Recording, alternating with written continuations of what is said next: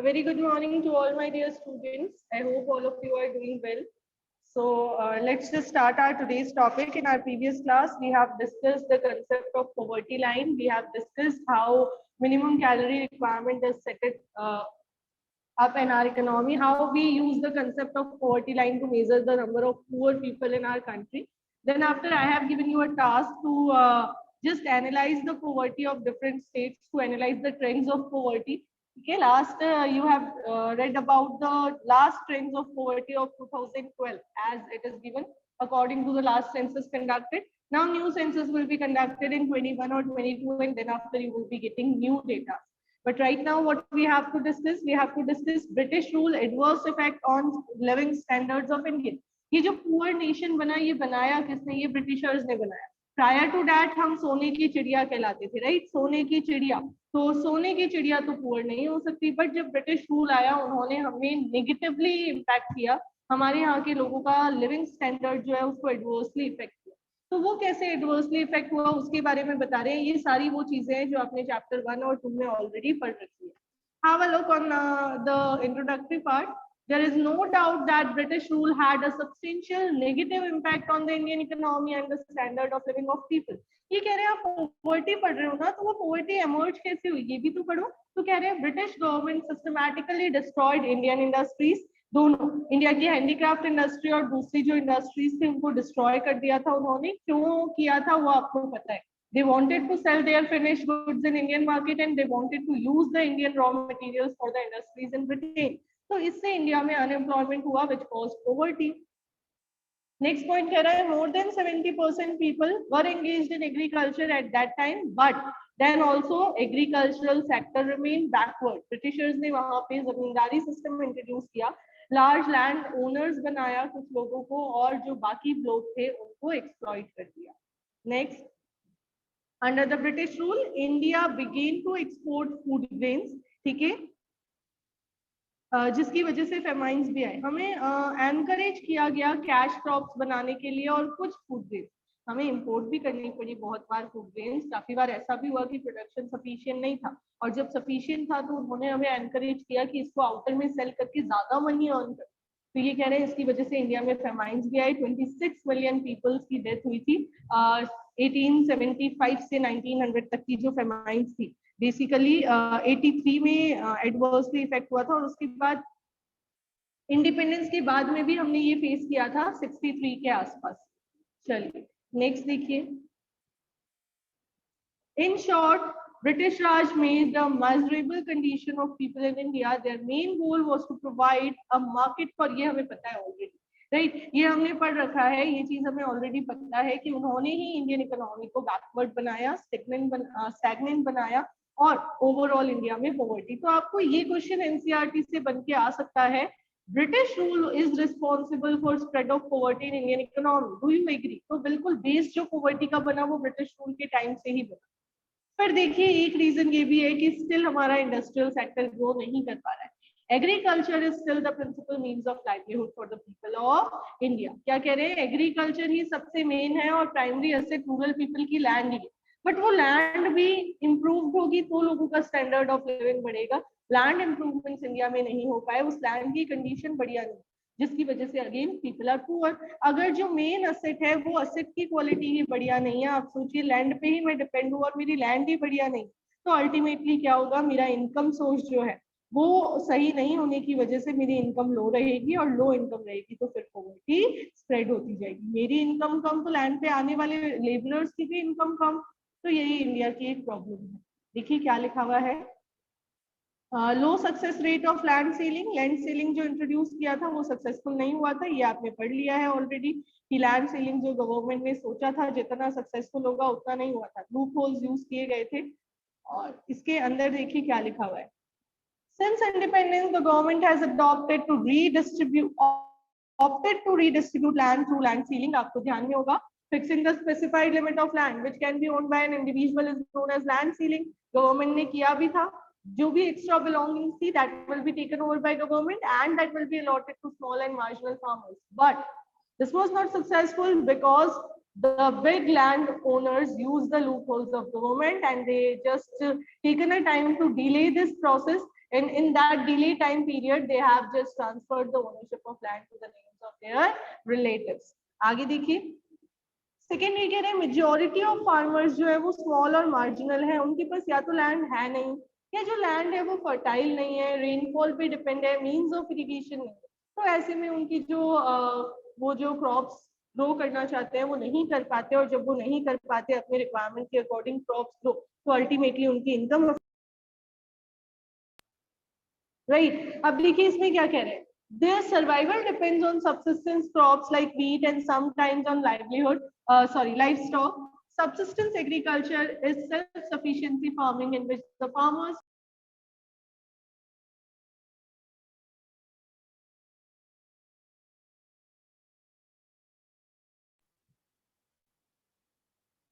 have a look everyone, क्या कह रहे हैं ये कह रहे हैं वो उतना ही बना पाते थे जिनसे उनका सर्वाइवल हो सके। तो अल्टीमेटली कंक्लूसिवली हम कह सकते हैं कि they were not able to sell their output in market, and when they were not able to sell their output in market, they were not able to earn the money, और money earn नहीं करेंगे तो ultimately poverty आएगी। Next fragmented land holdings, ठीक है, fragmentation जो थी land holdings की, यानी छोटी छोटी लैंड्स अलग अलग पार्ट्स में है लोगों के पास। अब मेरे पास अगर दो छोटी छोटी लैंड्स दो अलग अलग पार्ट में है, दो अलग अलग एरिया में है, इट मींस मैं दोनों पे mechanised means of farming use नहीं कर सकती। वही दोनों एक जगह पे हो तो बढ़िया वहां पे फार्मिंग हो सकती, बट यहाँ पे ऐसा नहीं था। यहाँ पे क्या था कि जो पर हेड अवेलेबिलिटी ऑफ लैंड है वो भी डिक्लाइन हुई due to rise in population, और जब ये इंक्रीज हुई तो लोगों के पास जो लैंड होल्डिंग्स बची वो बहुत छोटी छोटी बची, जिसपे वो मैकेनाइज्ड मींस यूज नहीं करेंगे और अपनी फैमिली की बेसिक नीड्स पे फुलफिल नहीं कर पा रहे थे by using such land holding. तो ऐसे में रूरल पॉवर्टी अर्बन पॉवर्टी से ज्यादा रही। हमने पढ़ा है पीछे, आपने जो कल ग्राफ्स देखे होंगे उसमें आपको पता चला होगा कि रूरल पॉवर्टी के ट्रेंड्स थोड़े ज्यादा है as compare to urban poverty. ये इसका रीजन यही है कि उनके पास जो लैंड है वो उतनी बढ़िया नहीं है, ठीक है। कुछ स्टेट्स को छोड़ दीजिए तो बाकी स्टेट्स में फार्मिंग भी बढ़िया नहीं होती। इससे डिस्ट्रेस अमंग फार्मर्स क्रिएट हुआ।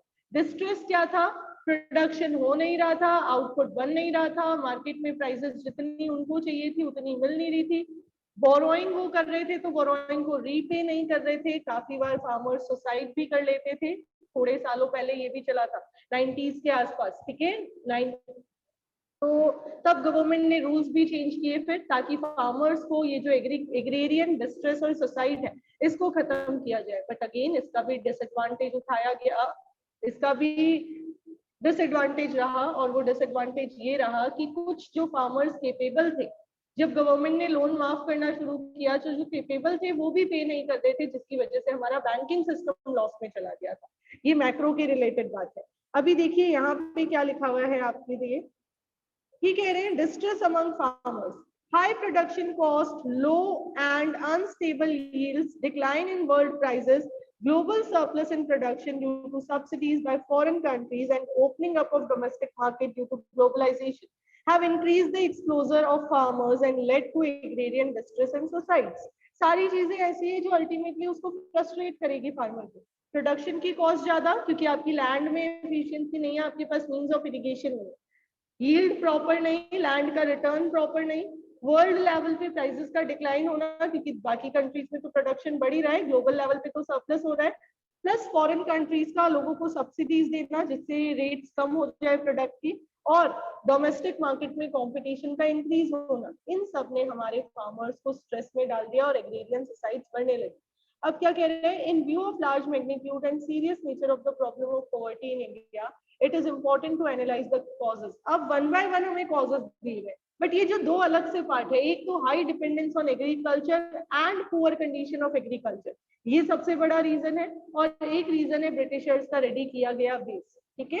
अब जो कॉमन फैक्टर इंडिपेंडेंट इंडिया के हैं जिनकी वजह से पॉवर्टी आ रही है वो कौन से हैं देखिए।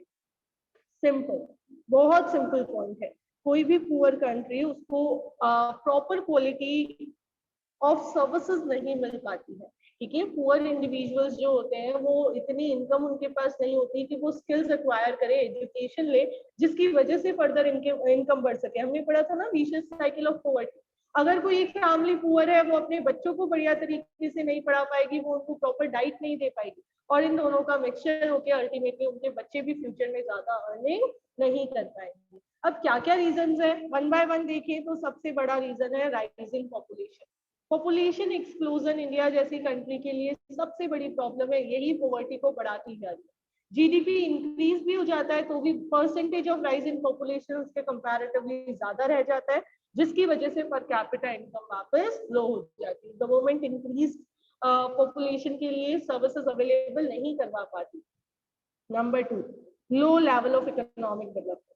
जितना इकोनॉमिक डेवलपमेंट होना चाहिए था उतना नहीं है, ठीक है, क्योंकि हमारा इंफ्रास्ट्रक्चर वीक है, उसकी वजह से अभी भी हमारी इकोनॉमी में पोटेंशियल से कम डेवलपमेंट हो रहा है, जितनी कैपेसिटी है उससे कम, जिसकी वजह से approx 22% population below poverty line है। यहाँ नियरली 25 बोला है, आप 21 22 लिखें, ज्यादा बढ़िया रहेगा। और प्लस जो गेन्स हो रहे हैं वो किसको जा रहे हैं, रिच को। हमारी इकोनॉमी में इनकम का डिस्ट्रीब्यूशन अपोजिट है। अभी आप देख लीजिए गवर्नमेंट एम्प्लॉयज के लिए 11% का एक्स्ट्रा ये डियरनेस अलाउंस अनाउंस कर दिया। अब हम अगर हमारे फैमिली मेंबर्स गवर्नमेंट जॉब में है तो हम बहुत खुश होंगे और अच्छी बात है डीए अनाउंस किया है, बट अभी क्या गवर्नमेंट के लिए ये जरूरी था? जब हमारी कंट्री कोविड की वजह से ऑलरेडी पॉवर्टी को फेस कर रही है, ऐसे में अगर आप सिर्फ उसी सेक्शन को सपोर्ट करोगे जो ऑलरेडी वेल सेटल्ड है, तो क्या ये सही है? चलिए इस पे आप अपना व्यू भी देके देखिए, क्या लगता है आपको? No ma'am. एनीवन? नहीं है? जिसकी फैमिली वाले गवर्नमेंट जॉब में है वो बताइए ईमानदारी से, क्या ये सही है? क्या आप लोगों ने कोविड में ऐसा फेस किया कि हम सफर कर रहे हैं बहुत ज्यादा? एकदम being a true economic student ये बताना है हमें, ये नहीं देखना कि भाई हमारा पर्सनल डिस्कशन नहीं है किसी भी तरीके से, हमारा डिस्कशन है इकोनॉमिक्स। किसकी फैमिली में कोई गवर्नमेंट जॉब में है बताइए जरा, हमारी क्लास में से। चलिए खुशाग्र आप बताइए बेटा, क्या अभी हमने कोविड में एडवर्स सिचुएशन देखी क्या, या नॉर्मल चल रहा था सब कुछ? नॉर्मल था। नॉर्मल था। आप देखिए अब जिनकी फैमिली वाले गवर्नमेंट जॉब में नहीं है उनमें से कोई बताइए, क्या आपको लगा कि इनकम थोड़ी सी अफेक्ट हो रही है? किन किन को लगा? बिल्कुल बताइए राहुल, कैसा लगा? मतलब थोड़ा सा इम्पैक्ट तो पड़ा होगा। यस मैम, ऑब्वियसली इम्पैक्ट पड़ा। बिल्कुल, थोड़ा नहीं थोड़ा ज्यादा ही पड़ा होगा काफी जगह तो, राइट? तो ऐसे में क्या हम गवर्नमेंट के इस डिसीजन को सपोर्ट कर सकते हैं when the economy is facing serious financial crisis? ऐसे में गवर्नमेंट की अप्रोच है सिर्फ उन लोगों को खुश रखना जो ऑलरेडी खुश है, जो ऑलरेडी सेटिस्फाइड है। तो ये अप्रोच गलत है, जिसकी वजह से हमारी इकोनॉमी ग्रो नहीं कर पा रही। ऑल्दो सब एफर्ट्स कर रहे हैं, अच्छी बात है। अगर आप गवर्नमेंट एम्प्लॉयज का पेमेंट बढ़ा रहे हो, उनका डीए बढ़ा रहे हो, बहुत बढ़िया है, I support the reason. But हर डिसीजन सिचुएशन को मैच करते हुए बनाना चाहिए, ठीक है? सिचुएशंस जैसी हो उसके अकॉर्डिंग डिसीजन लेना चाहिए, ऐसे ही डिसीजन नहीं ले लेना चाहिए। चलिए, पर्सनली किसी को नहीं लेना है, मेरा ये व्यू बिल्कुल भी नहीं है कि गवर्नमेंट स्टाफ का पेमेंट नहीं बढ़ना चाहिए, बिल्कुल बढ़ना चाहिए। कोई भी फ्री में नहीं खा रहा है, सबको इनकम तभी मिल रही है जब वो एफर्ट्स कर रहे हैं, राइट? बट हमारी गवर्नमेंट की अप्रोच बढ़िया होनी चाहिए ताकि पॉवर्टी रिड्यूस हो। हमारी गवर्नमेंट की अप्रोच तो रिच और पुअर के गल्फ को बढ़ाती जाती है। सिर्फ ऐसी अप्रोचेस है जो रिच सेक्शन को रिच बनाता जा रहा है और पुअर को पुअर बनाता जा रहा है। चलिए आगे बढ़ते हैं। Poor state of agriculture. Agriculture की कंडीशन भी बहुत खराब है, जिसकी वजह से वापस वो जो मैक्सिमम लोग इस पे डिपेंड है वो इकोनॉमी में ग्रो नहीं कर पा रहे। प्लस हमने ग्रीन रिवॉल्यूशन को डिस्कस किया है चैप्टर नंबर 2 में, हमने पढ़ा है इसके बेनिफिट दोनों को हुए, रिच और पुअर को। बट रियलिटी ये रिच को जितना फायदा हुआ उतना पुअर फार्मर्स को नहीं हुआ, और कहीं ना कहीं इसने ग्रीन रिवॉल्यूशन ने भी रिच और पुअर के गल्फ को इंक्रीज ही किया है। नेक्स्ट, इलिटरेसी रेट, सबसे मेन रीजन इकोनॉमी के बैकवर्ड होने का। जब तक पढ़ाई नहीं, और पढ़ाई भी कैसी है वो आपको पता है, बढ़िया है, तो हम कैसे कर रहे हैं वो भी आपको पता है, राइट? किसी भी इकोनॉमी की ग्रोथ के लिए नॉलेज होनी जरूरी है लोगों में। एम्प्लॉयमेंट अपॉर्चुनिटीज तो प्राइवेट सेक्टर में बहुत है, बट लोगों के पास इतने स्किल्स नहीं है कि वो वहां पे जाके जॉब कर सके। ऐसा नहीं है कि हमारे यहाँ पे प्राइवेट सेक्टर जॉब्स नहीं दे रहा, बहुत जॉब्स अवेलेबल है, बट उन जॉब्स को अटेन करने के लिए लोगों में स्किल्स चाहिए, वो स्किल्स नहीं है। इलिटरेसी बहुत ज्यादा है। SC ST के लिए गवर्नमेंट बहुत सारे रूल्स बनाती है कि भाई अच्छी पढ़ाई हो जाए, उनको फ्री एजुकेशन भी देती है ताकि उनके लिए जॉब अपॉर्चुनिटीज क्रिएट। बट हमारा एजुकेशन सिस्टम डिग्री ओरिएंटेड होने की वजह से वापस पॉवर्टी स्प्रेड हुई भी रह जाती है। Next, high level of unemployment. Unemployment again यही तो पॉवर्टी का मेन रीजन है, मेजर रीजन तो यही है, 1 मार्क में पूछ ले तो यही लिखना है हमें। अनएम्प्लॉयमेंट इतना ज्यादा है कि जब लोग इनकम अर्न नहीं करेंगे तो डेफिनेटली पुअर ही रहेंगे। कुछ लोग डिसगाइज्ड अनएम्प्लॉयड है और कुछ सीजनल अनएम्प्लॉयमेंट में है कि भाई साल के 3-4 महीने काम मिल गया, बाकी टाइम नहीं मिला। कुछ लोगों को जितनी कैपेसिटी है उससे कम में काम मिला, अंडर एम्प्लॉयमेंट। कुछ लोग सिर्फ अननेसेसरी शो कर रहे हैं कि हम वर्किंग है, एक्चुअल में उनके पास कोई काम नहीं है। तो ये तो आपको पता ही है, डिसगाइज्ड अनएम्प्लॉयमेंट, सीजनल अनएम्प्लॉयमेंट, ये तो बताने की जरूरत नहीं है, सबको पता है। फिर ये कह रहे हैं अर्बन एरिया में पॉवर्टी क्यों बढ़ रही है? अर्बन एरिया में डिसगाइज्ड अनएम्प्लॉयमेंट नहीं है, अर्बन एरिया में तो ओपन अनएम्प्लॉयमेंट है, क्लियरली विजिबल है कि इसके पास जॉब नहीं। और वो ओपन अनएम्प्लॉयमेंट आ रहा है रूरल एरिया से। रूरल एरिया के जो लोग हैं जो अनएम्प्लॉयड है, रूरल एरिया में जो जॉब्स नहीं अटेन कर पा रहे, वो आ जाते हैं अर्बन एरिया में in the search of job. और अर्बन एरिया में इंडस्ट्रियल सेक्टर में स्किल्ड वर्कर की रिक्वायरमेंट होने की वजह से वो अनस्किल्ड लोग अनएम्प्लॉयड ही रह जाते हैं। ठीक है, प्लस ये सबसे इम्पोर्टेंट है, आप जब भी इंडियन इको की बात करेंगे इंडस्ट्रियल सेक्टर से रिलेटेड ये सेंटेंस बहुत जगह आएगा। इंडस्ट्रियलाइजेशन तो हो रहा है, जीडीपी बढ़ रही है, बट ये जो इंडस्ट्रियल सेक्टर है ये एक्स्ट्रा लोगों को जॉब नहीं दे पा रहा है। ठीक है, ये इन लोगों को, जो लोग रूरल एरिया से अर्बन एरिया तक आ रहे हैं, इनके लिए कोई जॉब्स नहीं है हमारे इंडस्ट्रियल सेक्टर के पास। प्लस अर्बन पीपल जो है वो या तो अनएम्प्लॉयड है या टेम्परेली एम्प्लॉयड है, कैजुअल लेबरर्स के फॉर्म में, उनके पास कोई सेटल्ड जॉब नहीं है।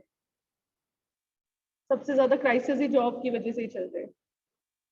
अब ये बोल रहे हैं जो कैजुअल लेबरर्स है वो सोसाइटी का सबसे वल्नरेबल पार्ट है, उनको कोई जॉब सिक्योरिटी नहीं है, उनके पास कोई एसेट्स नहीं है, कोई उनकी सेविंग्स नहीं है, और पॉवर्टी की सिचुएशन वो फेस कर रहे हैं। Next, high level of indebtedness, ये भी पॉवर्टी का एक रीजन है। अगर मेरे ऊपर बोरोइंग का बर्डन है तो अल्टीमेटली मैं और मेरी फ्यूचर जनरेशन पॉवर्टी के डेट में फंसते चले जाएंगे। ठीक है, पॉवर्टी का जो ट्रैप है, डेट ट्रैप जो होता है, उसके अंदर मैं फंसती चली जाऊंगी। क्यों?